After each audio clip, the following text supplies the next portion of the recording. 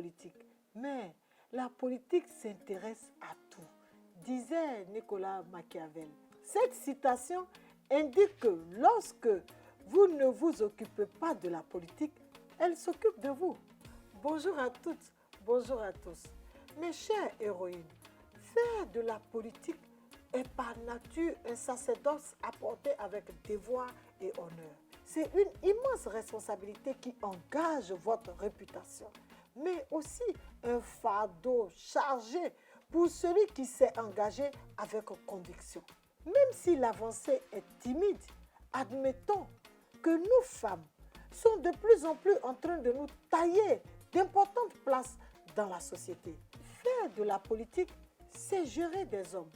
Le jeu politique est perçu comme un balancier qui va de gauche à droite, de droite à gauche.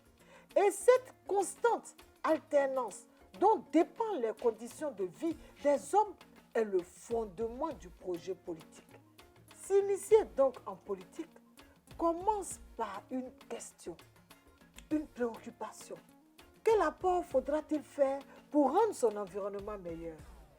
Quelle est cette chose qui permettrait de créer un monde un peu plus juste, un peu plus beau et un peu plus agréable?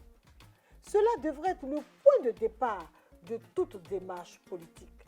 C'est d'ailleurs pourquoi, pour entrer en politique, ce monde difficile considéré comme une jungle, il faut avoir un minimum de charisme, de valeur d'humanisme et une vision claire inspirée par la volonté d'offrir le meilleur aux autres.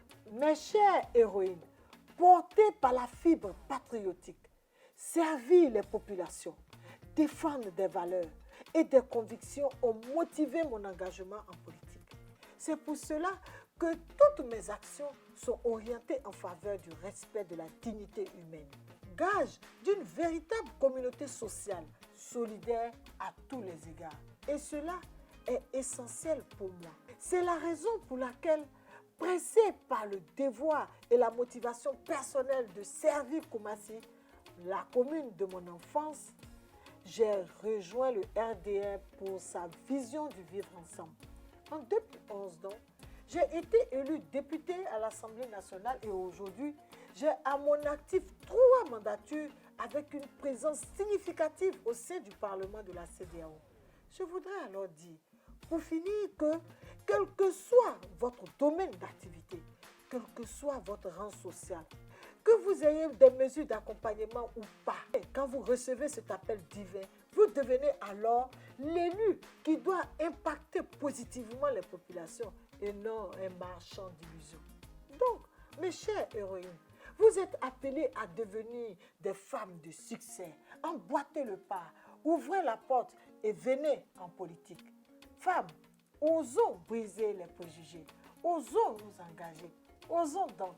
N'oubliez pas de continuer de vous abonner à mes différentes plateformes et de partager mes liens, car le leadership féminin, dit-on, est d'abord et avant tout une question de partage. Retrouvez-moi le jeudi prochain pour un autre numéro du rendez-vous de l'honorable Adjaratou. Merci pour l'intérêt que vous accordez à mon émission et à bientôt.